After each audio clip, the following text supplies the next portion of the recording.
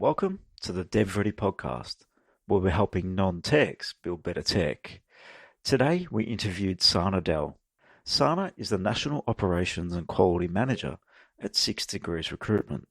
6 Degrees Recruitment is a mid-tier recruitment agency in Australia that's basically using data to change the way they do business.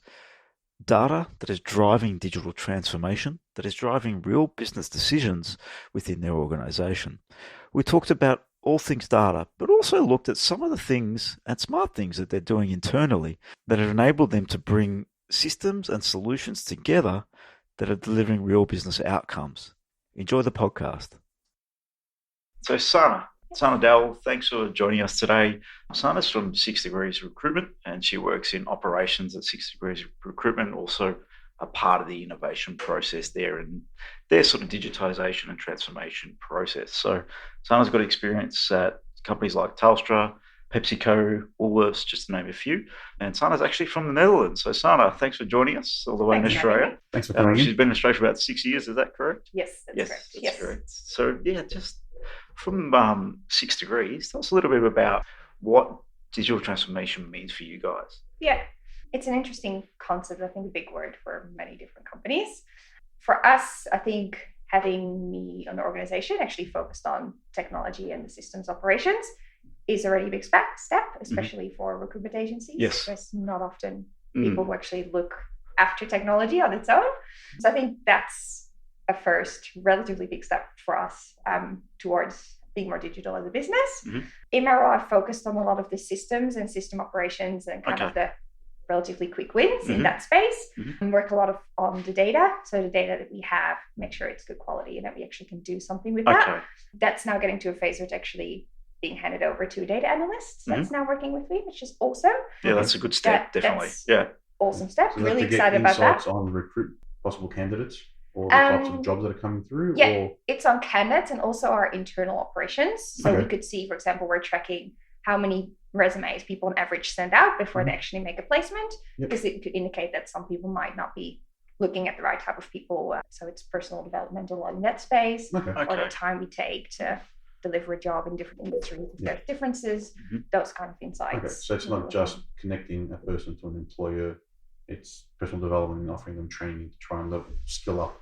Yeah, as well. correct. Okay. Yeah, because our strategy for 2020, learning and development is a big piece of it as well. And the data can really help with that, especially just the technical skills that people have, how they do their job. So that's what we're focusing on there. Looking at growing insights in that space from a data perspective, which is a smart move, but conscious of the fact that you need to be aware of data. There can be so much data and it's about what's important, right? So how do you go about finding what's important in that data stream of all that information that you have? Yeah, that's a good one, because I think the biggest challenge is always complexity when it comes to technology. There's so much out there, so many ideas. Everyone comes up with new ideas how we could do things. It's all possible. The big challenge is actually breaking it down to what are we going to do first, what matters most. So I've done that, especially with the data. There's some standard, if you look at the recruitment industry, some standard metrics that really help, especially when it comes to performance. So those are the ones we really, for now, focusing on. They're pretty much wins. basics. Exactly. The quick ones you can identify easily and get some insight from. Exactly. Yeah, and the data that we have as well without too much pain and effort. So that's where we're starting. So the scale of the business, so how many people do you have across the recruitment company? Because I know it's a bit of scale there. We're for a recruitment business. I think we're pretty medium sized. So we got 85 people. And so you have office in Melbourne, Brisbane and Sydney as well. From managing across those silos, how do they operate? Do they operate pretty much in their own little world, or do you share the data across all of them and distribute and have different learnings across offices, or is that a little bit beyond where we're talking now? It's definitely within the scope, and especially the first year, because I've been here just over a year. The first year was really about just driving our system, the data that we have, and internally we call it the SDE way. So we're really trying to focus on some basic processes to make sure that across the states we do it the same way. So that was kind of pre the data analytics. So that's really part of what we set up. I made sure the system really is clear and indicating what information we need where, how we put the information in. For example, if you talk about salary, do we write it down including, super or excluding, or little things like that actually make a difference to get just some. trying to standardize the structure. Definitely. So in terms of the types of technologies that you're working with, general recruitment software, obviously LinkedIn's a big part of your world, I would imagine. Yeah. Yeah. So what other technologies do you generally work with? Yeah. We have, for me, it's still relatively complex infrastructure of systems that we use. We have a CRM system, so we keep a lot of information on our candidates and clients in there, which is linked to it's the same system ATS as well, so we can track jobs. And we have quite a few integrations in that. So we have systems that make sure that if we post a job, it actually goes across different channels. Okay. We integrated with LinkedIn for the most part. Most part, yes. As much as you possibly can. Yeah. Exactly. Yes, and there's some limitations there. I think you do, yeah. We've tried to get our developers. Because those partnerships, it's always challenging. And most of the part, it's also because it's out of your hands. Yep. So you're working with a CRM company and LinkedIn, they're trying to figure it out. So we have quite a few of those. Okay. We're starting to integrate a bit more with Microsoft Office 365. Yep. Okay. I'm trying to put some automation in place there. Will that potentially be a shift then to like dynamic CRM rather than the CRM you're using, or like Salesforce in the future? We're not sure. I think that's a project that we do have on a roadmap because we need to look into, because currently our CRM, it's more ATS. They tick the box of a CRM, but they don't have all the functionality, which we would love to have, especially looking towards being really customer centric. So you have a customer experience team. So being able to actually put personas on different people and really customize how we interact with people. We're going there, but the journey to get there and what we really need, that's probably longer term for us. For now, the focus is really simplifying, especially with having the data analyst. She's working really on the basics of the system now. Since I've kind of redone that, I can kind of slowly hand it over because our focus is really on simplifying now the systems that we have to make it easier and have better integration so that data is not duplicated. Well, it is duplicated, but in the right way. Not just by filling in the same things in different areas. And that's the first quick win, right? Is saving time on where you're filling in data. I think that's probably the good focus. Anyone out there that is double handling data, look at where you can get that quick wins, integrate with some things to flow data through. So that's some focus. Repeating steps of copying and pasting a lot, then you don't have one true source. Definitely. It makes a headache, and then editing it in one spot doesn't correlate to the others and you get lost. So, I think it's one of the major frustrations. A great way that you've gone around going through this procedure. Yeah, correct. Yeah, so we really focused in this initial year, we really focused on that, but more from a systems and integration. So if different APIs, obviously, which is the link between different systems, get information across. So I focused on kind of tweaking those to make sure that is all working. And now we're actually looking at a bigger project, really the whole infrastructure of restructuring that and simplifying that, and also enabling us to do more with the systems that we already have, because there's amazing potential and then there. From our chat we had a few months ago, we sort of found out about what you were after, what you were doing and how you were going about it, and it was the infrastructure was all thin clients, Andrew. Okay. Across the 3 offices. Okay. All right. So they can't use things properly. Yeah, get that. They're very slow. Yeah, it would be very slow. You explain the problems you have with it. Yes, because we have how we're set up. We're working with thin clients, which basically is built on the assumption that video doesn't really exist. Okay. So I think that's the first indication that there's a great opportunity to actually improve that, because we have great ways of working around it. But with that comes a lot of extra work, or actually going outside work environments to save videos. So we're looking at this whole project and we're finalizing it now to get a final yes and a go ahead of restructuring that and actually fully moving to the cloud, more hybrid now. And that gives us great potential, especially when it comes to Office 365, Microsoft. Big fan of that. There's a lot of potential in systems that we want to use that are now kind of blocked, basically, because of the infrastructure that's underneath. And that's there are obviously challenges within organizations about legacy systems that exist. Makes it hard to transition. There's big investments that have to happen just to move sometimes. So it's interesting to see where you're currently at. Videos with recruitment probably doesn't fit, but it's probably people are asking for video resumes or things like that. And you're probably looking at social media, I'm guessing, as well, and seeing what they've got. And if you can't see things, you can't gauge their personality. Yeah, and we have an amazing marketing team at 6 Degrees. So they're doing really well and actually having video content as well and using social media really, really well. So it's just also for them making their job easier. So and you can't see your own teams. Exactly. Because we use Teams as well. So we're doing really well. And I think also, as you say, with legacy, there are so many companies and that have such big legacy systems that is really, really difficult to change. You have contracts, you have integrations. It's just not standalone. So it's a massive investment. Do you sort of see that across the employers that you work with as well? That the legacy, there's like they're looking for very specialist people in old technology potentially, or things like that, very specific requirements. Yeah, I think there are many, many organizations, especially if they're smaller or medium-sized, where technology is just really, really complex, and it's really hard to really understand what you need and how you need to do it, because the default thing for people is to look what we have and let's get someone who can do that better. That's not always the best way to do it. Not necessarily. What you've done in the past is not where you need to be moving forward. So exactly. Just touching upon that thinking, in terms of 6 degrees, what is the 3 to 5 year plan? What trajectory do you believe you need to be at? Where do you need to be in the next 3 to 5 years? What sort of changes do you see coming in recruitment that you're sort of gearing up to actually supply? I think just generally the economy is going to be a bit more challenging. So with that, what we've identified as a really important key driver is focusing on customer experience. I know it's not just recruitment specific, but there's a real opportunity there, and especially because the recruitment industry doesn't have a great name, because sometimes you do get rejected and we can't get back to everyone. But because of that, there's actually a great opportunity to look at, what do people feel, and actually go beyond just giving them a job, but actually coaching them and helping them, because it's their livelihood for people. The job is really, really important. And there's different levels of importance depending on what stage you're at as well. If you're already out of a job, that's more urgency around that. So there's a lot of emotion there involved. So what we've recently set up, we call it a big day out. So we had a company day. So everyone flew in from all the different states into Melbourne.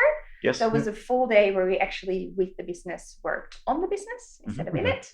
And we identified that customer experience, and especially certain scenarios where people were really challenging. So out of that came that we set up a customer experience tribe, we call it. Nice. So it's myself and our marketing manager, Joe Little, who's amazing. So the two of us are heading it up. Very big supporter is our CEO, Susie, which is awesome, because you really need to keep it going. Because this is going to be a massive project. So we're looking at, we're actually developing personas, we're developing customer journeys, which is the stage we're at now. Nice. It's massive, and setting up really the foundation of them moving forward, identifying where we're just missing out on expectations versus reality, and breaking it down into actions around marketing, but also our systems and operations of how we set up. So that, I think, come back to your point, that's kind of where we then link in to see if our CRM, if we need to change that or if it's sufficient. Generally, a technology change comes from a strategic direction change. So there's no point changing technology just for the sake of doing it. So you really need underpinning strategic direction. As I always say, it's not about the technology, it's about the outcome you're trying to drive. And generally, people sort of get stuck within the technology selection. But just focus on the outcomes, and maybe you don't have to change anything, but maybe you have to overhaul what you're doing based on strategic direction. Term digital transformation, they get stuck on the digital and just try and find something and then fit that in and then work around it, but it's not the right way. No, and I see it everywhere. People I talk to, we're doing this. Okay, why? Why, we just need it to be more cloud-based. Yes. Not sure about that. That's happened in the world of like apps, right? Yes. Everyone at the start of applications, that's good, there's some traction. We all need an app, And the realization became, okay, what are we really using these for? And I think that realization hits when you're getting no return from the app, or it's making no traction. Then you go back to the drawing board and say, okay, why did we do this in the first place? So, and that happens a lot within technology. That probably helps undervalue what people expect apps should cost. I'd say as well. I would say so too. Definitely. Especially the quick, like get a brochure site type website app out there, and that was what apps were at the start for businesses, and that's clearly a mistake businesses made, just to put a presence out there. So you can sometimes jump the gun without really looking into it. It is, because technology really is an enabler. It's not a solution, but so many people think technology will solve things. Yes, it really doesn't. No, it helps. Yes, it helps. Get you there, but exactly. You have to know what you want to do. Exactly. So it's an enabler, and even that, still from change management perspective, educating people on that, it's challenging. Challenging. What sort of challenges do you find in that? Is that challenges with the people across recruitment, or even high level? A lot of people, and basically anyone who doesn't really work in technology, from my experience. There are a few exceptions, of course. Yes. But the complexity of technology. It's why I got into the space. Yes. I love it, but it's really hard to understand for people. Yeah. I did a professional Scrum course. I'm a professional Scrum Master, and they try to explain the level of complexity, which I love because the guy at the time gave an example of what people thought is really complex. It's like playing chess, where you actually need to think ahead and actually make strategic moves and know the game. That's a good analogy, really. It is, because at the time that was as complex as it gets, and these days technology can actually beat professional chess players, which is kind of a giveaway that this is the next level. 20-25 years since that even happened, so exactly. Progressed to the point where I think AI beats the most complicated game. It's called Go. Okay, it's a Korean one, which is like 10 times more complex than chess, and people can't compete with their AI at all. Yeah, exactly. Yeah, so it's really... It's leaps and bounds in the way it changes and moves. Yeah, it is. And this guy said he compared it now to the level of complexity is like playing with children. Because in the skip of beat, they'll change the rules, and suddenly you're not playing red anymore, you're green. Yeah, that makes sense. That's what it is. Sometimes just little things come out of nowhere. Yes. You can't foresee it. You just need to deal with it. Yeah, no, and that was another great analogy, because it does change every moment. So we can walk into our office and there's a new technology that's rolled out. There's a new framework that we need to be looking at, working with. If you're not on top of it, even when we're in this business, it's always changing. And we're delivering tech and technology solutions, not just at the end trying to figure out what to use. And that's another complexity. We don't understand it. So and we can't just jump onto the bandwagon of every new thing, because then we don't become knowledgeable in anything. Correct. And it's hard to then provide efficiencies to customers or ourselves in doing everything new every day. Exactly. And that's one of, because trying to explain things to people, even if you make it specific to one thing that you're developing out, you can't really, because it can just change any second, and that's really, really hard to get people on board then with what you're trying to do. So how do you handle that change management within your business right now? So how are you handling pushing this message through around, all right, we're focusing in on this? How are you getting buy-in across the organisation? Are there people that just have no interest in this? What is it? What sort of challenges roadblocks do you hit? I was lucky enough that relatively, I think in the first few months I had an opportunity to present to the executive leadership team. And that was really, really gave me an opportunity to show what I'm planning, how I see the role. So I took that opportunity to really explain Agile as a concept. I think that for me is the basics, that you're not really trying to explain everything, but it's giving people basic coping mechanisms. Just the bite-sized chunks, right? Yeah, exactly. Have a rough guide, and then this is how we think we'll do it. Exactly.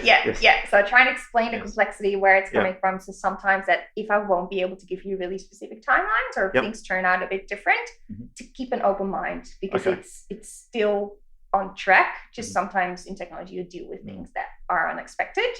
So that all the time, but anyway, all the time, yes. You can't plan everything, as it's impossible. Exactly. There's always a little roadblock that comes up, or a little snag along the way. So just be aware of that. And I think you know that, right? So there's always you might have a perfect plan, but there's no such thing as a perfect plan anyway. No. It's all about just getting started and moving, and you'll find the roadblocks, but just having the awareness that they'll come up is probably the biggest thing you have to be aware of. Yeah, definitely. Yeah, so that's what it is all, like showing that what I can do, like from my side, is really just breaking things down to smaller initiatives instead of planning a whole project.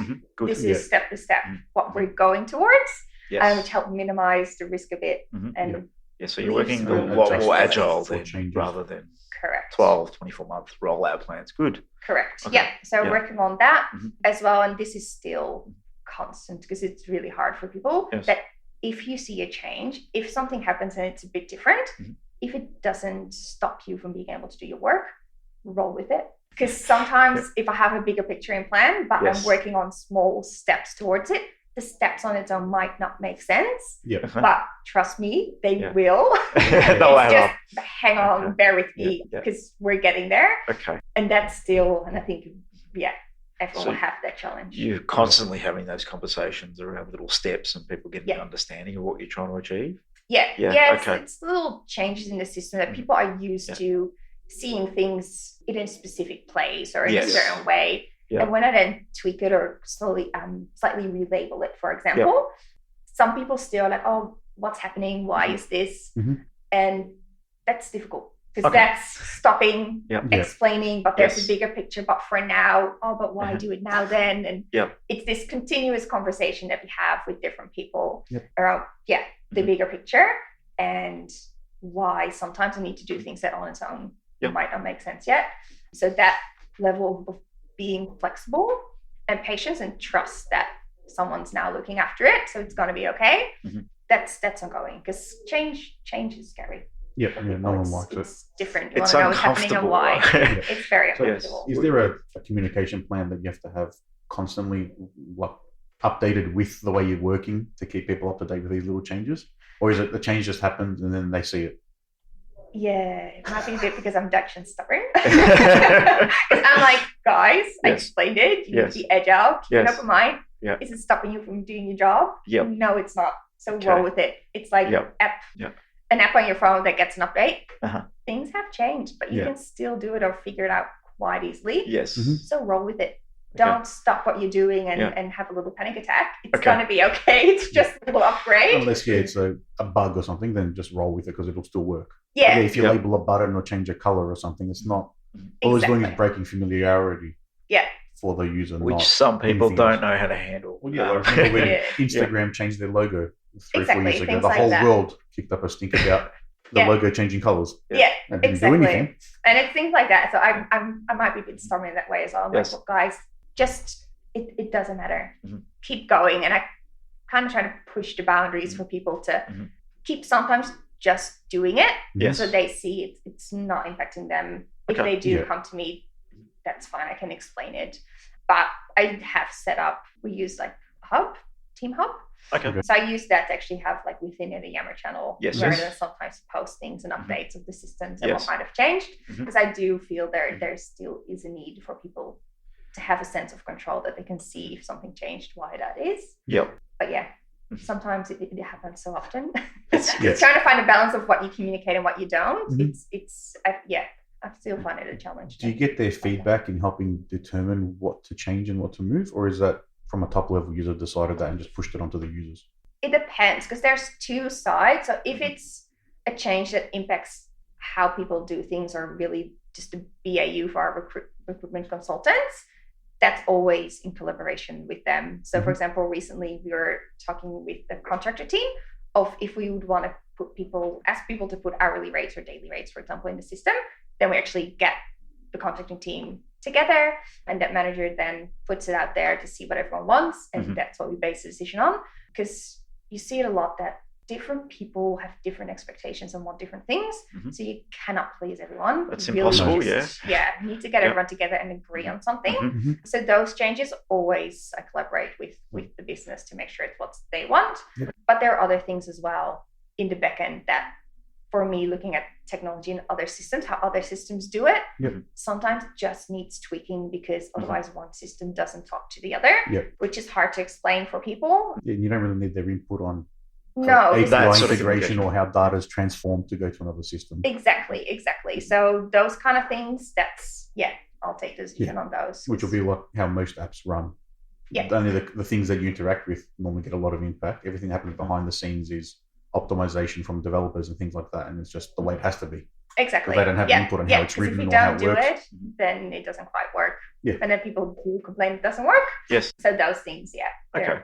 So when you're in that collaboration mode, do you find that eases the communication channel and it makes it a little bit easier, or is it still having a little bit of challenges with the changes that are coming through? Yeah, it definitely makes it easier to get people on board and have them make the decision for you, because sometimes that's totally fine. I just want to know what's best for them, what works best.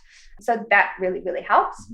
There is still complexity sometimes with decisions where you cannot always 100% facilitate the outcome of that, because sometimes you're working with different systems and automations that you build in or integrations that for that to happen, you need to deactivate other bits, which make other things then not work, which then impacts other things that they didn't think of. Those are the hardest ones, and that is a real challenge of, I understand what you want to do.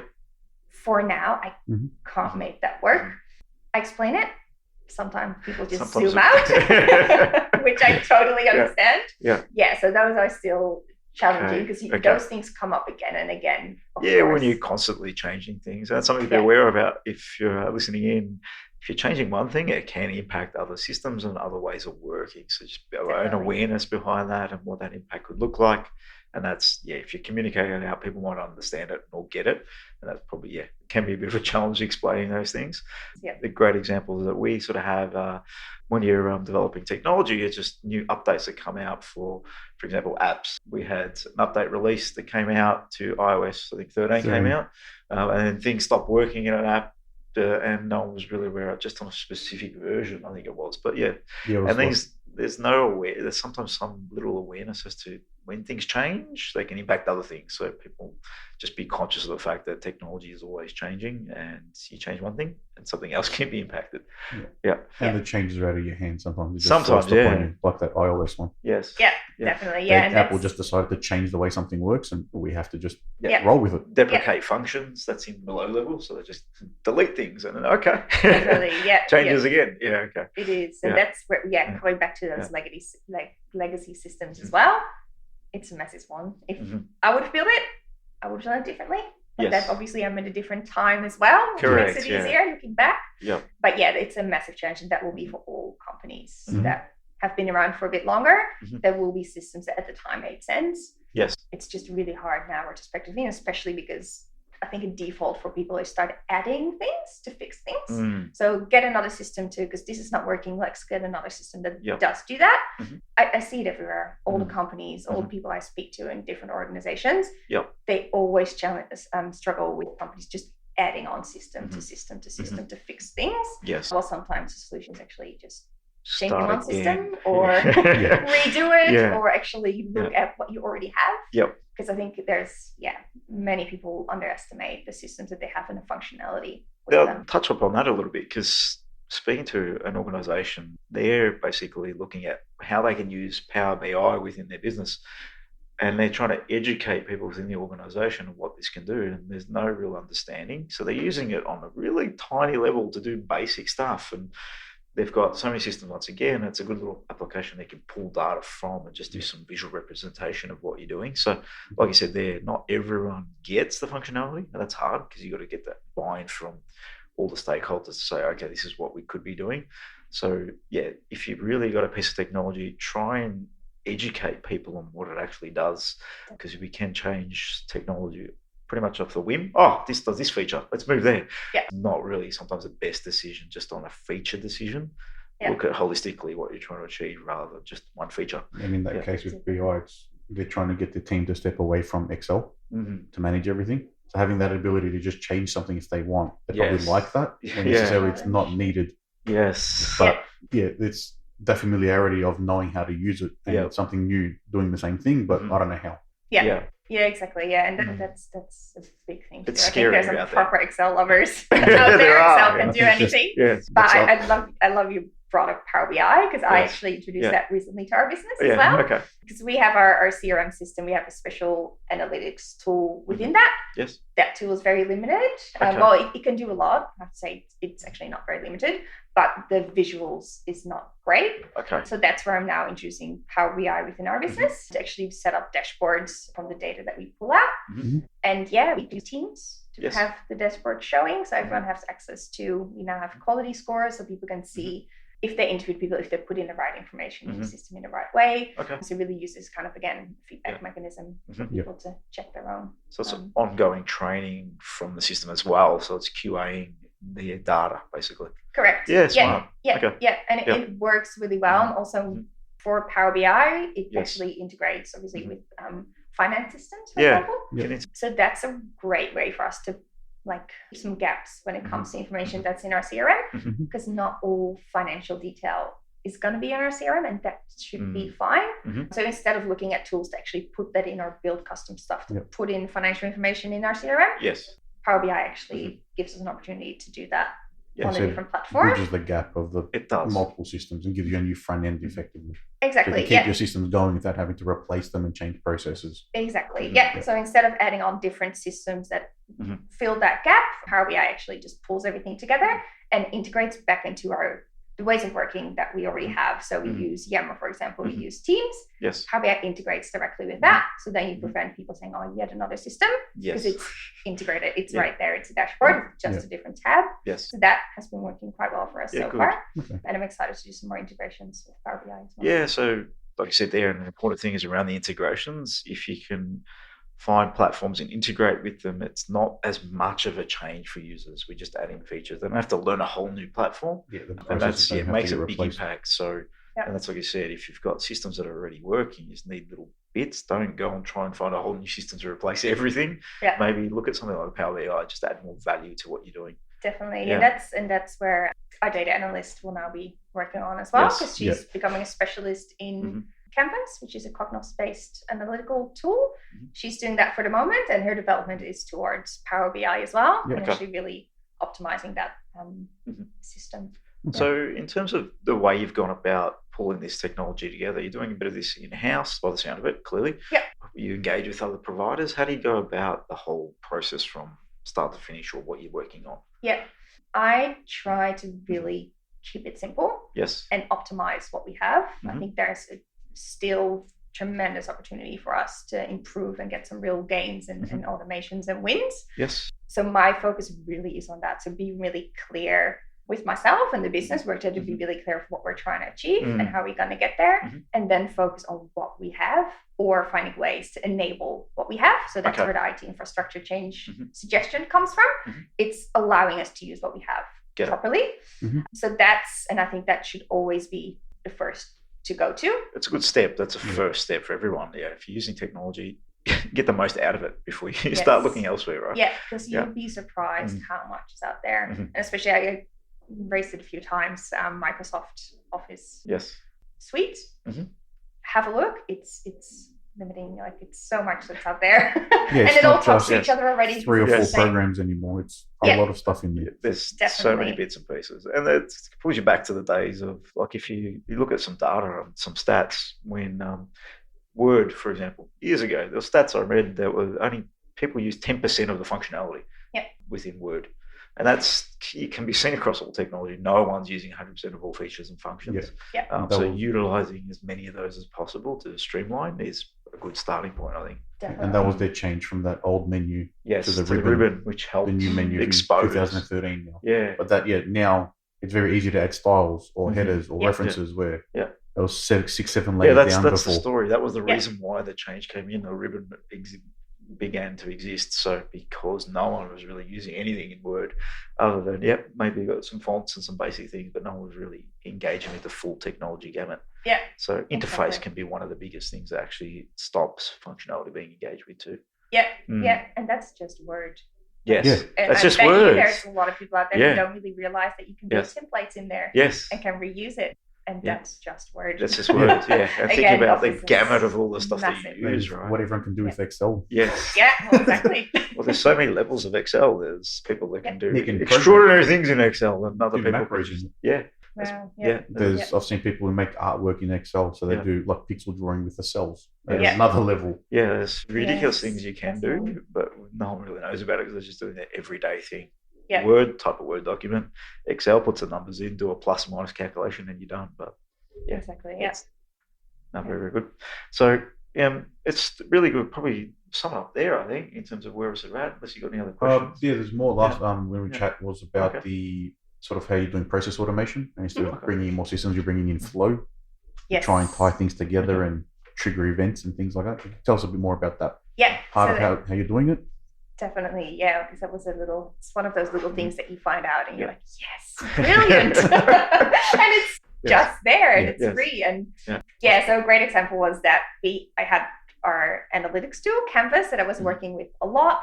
I needed to find a way to actually get that information visual so people find it attractive and it's easy to read. So that's where I found Power BI. To come in. I had a great mentor from Telstra who was amazing as well, helped me with that. And then it was about getting the information from Canvas, our analytics system, into Power BI. And you can do databases, export all the information from your whole CRM and then have Power BI do it.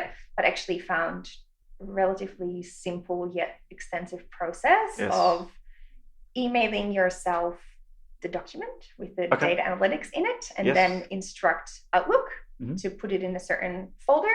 And then I instruct with Microsoft Flow that it pulls this document out of the folder and actually puts it in a specific OneDrive folder, and then Power BI can be instructed to pull it out there. Nice. So it's a bit clumsy, but it's actually it works really, really well.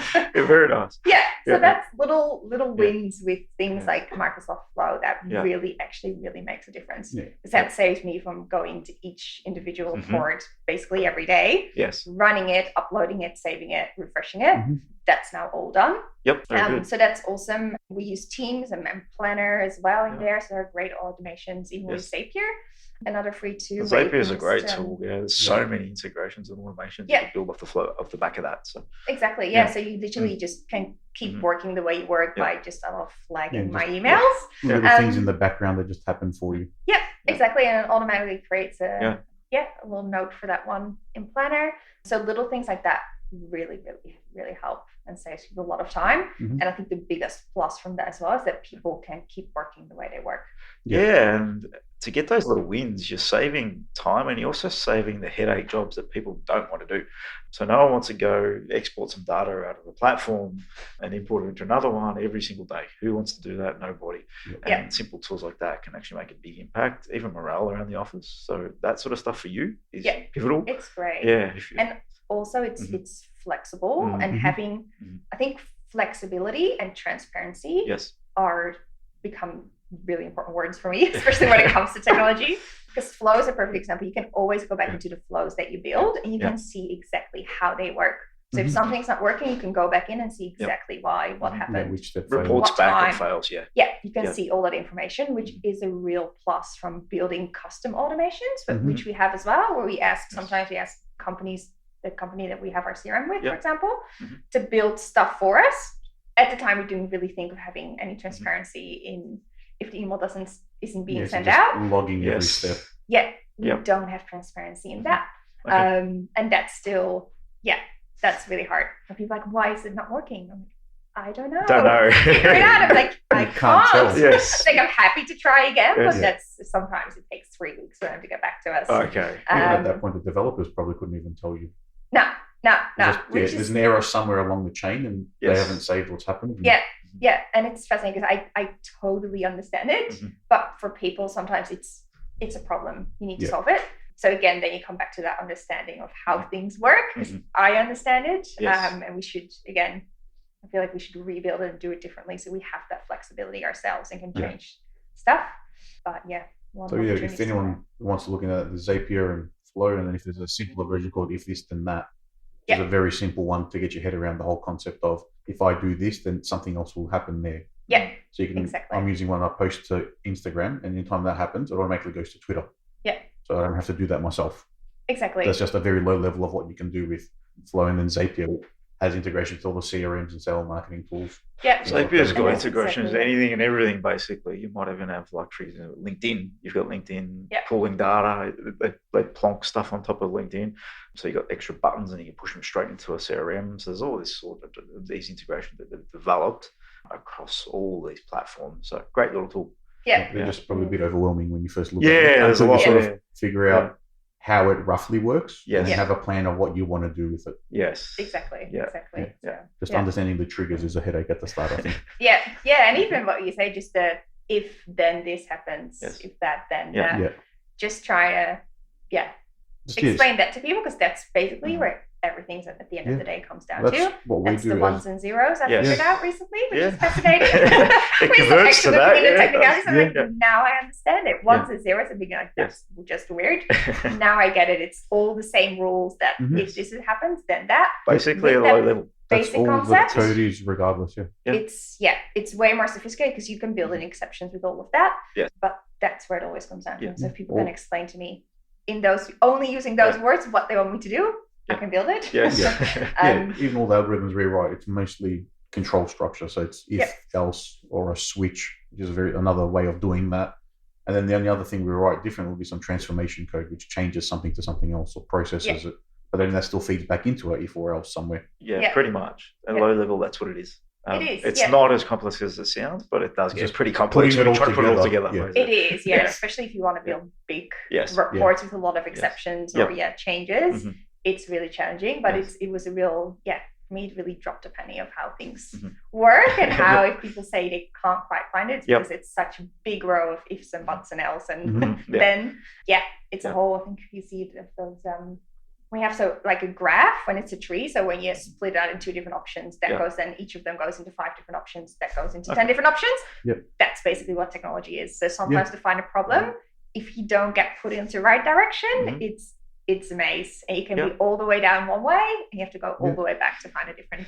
I did that fixing a bug yesterday. That's what a bug is, basically. You end up in the wrong tree, and you end up in the wrong place. An hour in the wrong file trying to fix a bug. I did everything I could, couldn't get rid of it. Yeah. And then went back up to the top and found, I should have gone to this other spot. And in 10 minutes it was fixed. Yeah. And I've really enjoyed training up our data analyst as well, because her background is actually it's science, so that's a plus.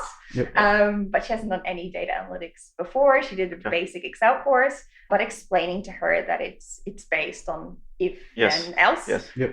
It really helped explain how things work, and for us to get a head around what she's doing and how she's doing it. And then sometimes, and she found it out, she says, I'm just starting over. I'm like, good on you. Because sometimes that's faster than trying to jump from different bits. And so she's your data analyst with her background science. Correct. Okay. Yes. And what moved her into that role? Was she brought in as a result of that, or was it just something being upskilled within the business? Yeah. So we actually she came into the business, must have been a year ago now. Okay. So she came into the business as our receptionist. Okay. She's recently graduated. She's originally from America. Yep.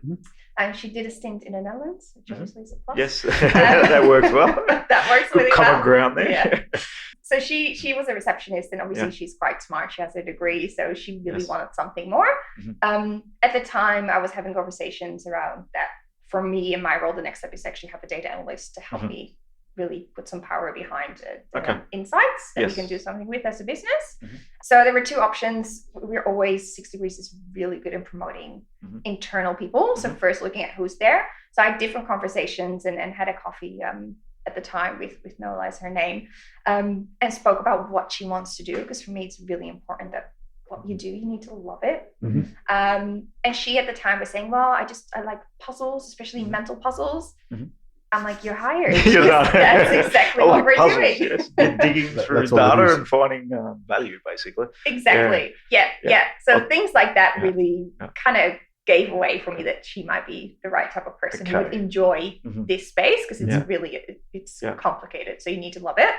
So we basically, she's been working with me 3 days a week or 2 days a week initially. Now it's 3 days a week to really train her up and see if it really is something that she enjoys. So far, she's been doing all of them. She's picking up the right things. It's really, really learning, which is a good thing. And she does great initiatives of actually going out there and trying and finding her own solutions, because sometimes I don't even know. Yeah. So she's great at that, and she's really excited about the right little things, which is fun. So you need that sort of awareness and that wanting to learn and grow. If you got to take on a role like that, if you're not interested in it, I just want to do the same thing every day. It's not a role for someone to get into. You have to want to be challenged. Yes. Because it is really is continuous learning, and she gets that, which is really good. And I love it because I used to be just me behind my computer getting really excited by solving one tiny little thing that really doesn't make a difference. But if you know the effort that goes in, so she comes over to my desk sometimes like, oh my God, I did it. I'm like, oh my God. We finally changed the code that it's working. It's now showing a 0. So if you see that, that's amazing. It's so rewarding also for me to see her enjoy that and get satisfactions. We get a similar thing in the office when we're developing. It's, you might be there for 4 hours and then one thing's fixed and it doesn't look like anything's happened. No, it's just a 0. It was empty before. It's just something's working. Yes, it's working. Exactly. Oh God, it's doing the right 4 thing. hours has been like a week or 2 of head banging in some cases, the type of stuff we work in. So very interesting stuff, and it's challenging. It always is, because you're always learning, basically. And it's so great to have someone there now as well, that together we can celebrate those little wins, because they really are wins. Because especially since I initially was only person in the technology space, there's so many things that it's hard, because it's lonely. If you're not working in a technology business, sometimes it's really lonely, because I feel like I'm talking a different language to people. So it's great. You need someone to sound things off and be able to talk to and work things out together as well. Yeah. Who understands how you're trying to do it. Yeah, definitely. Yeah.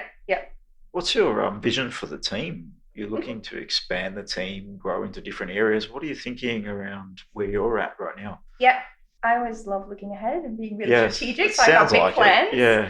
I really see great opportunity for technology in our business. So for me, data analyst is really the beginning. Yes. I think we should move towards having someone who with a technical understanding who's kind of almost like an internal change manager or salespeople who can translate what we're doing, because it's still for me a challenge as well, because I have a really analytical technical mind. Yes. So sometimes people want to hear something, I explain it in detail because that's how it works. Actually, sometimes people don't want to hear that. No. Which I understand, but for me it's almost if I don't explain it, I'm like, you're just all that work. You need to understand how good it is. So I think it's really good to have someone who can kind of be that in between that really helps work with the business and sometimes say the things that I couldn't say because it's hard for me for me it's almost discrediting. It isn't the work that goes in behind it. Sometimes that simple communication will be really good, but you need someone who understands the technical side. I also I see technology, especially data analytics, as almost like a specialist center, how do they call that? Was it an event recently? And they had a certain name for it where it's a control center. I think that's how they called it. I almost see it becoming that because we have a lot of systems that come up with so much information. We use LinkedIn Talent Insights, for example. Beautiful tool that LinkedIn built where you can see all the different companies, where people are going and leaving and why and where they're moving. And fascinating. I think it's really hard for people in their day-to-day job to use that properly because if you don't go in with a really specific goal, it's really, really overwhelming what to find. So I see there a real opportunity to actually build some kind of control center, however you want to call it, where all the data goes. We'll analyze that and actually shape it in a way that it makes sense for people. And then basically have little bites that you send out to specific people saying this is for you, this is how you use it. They need. Just kind of process it for them because data analytics, for example, is a real specialism for a reason. You can't just give people spreadsheets with information and just assume that they'll find their way through it. People get overwhelmed. People don't think that way to dig in and try and get insights, or they'll get the insight that they want to get out of it and not what it's actually giving them by ignoring things. Exactly. So that's something I see as a real opportunity for us to really grow into. And also more project and system management, because I think you have product management, for example, in companies like the big software organization. You have a project manager probably looking after a like button on Facebook, for example. Just an extreme because it's massive. But something like that internally in businesses as well, because as I said, there's always so much opportunity to optimize what you have. So having people with certain areas, so even if it's just a group of systems that they look after, or even probably just one system or eventually part of a system, where they're focusing on optimizing it and working together with the other product managers to make sure that people can get the best out of that.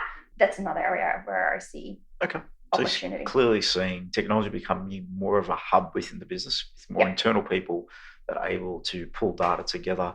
I think there's a stat that you put out yesterday on LinkedIn, which was 90% of the world's data was created in the last 2 years.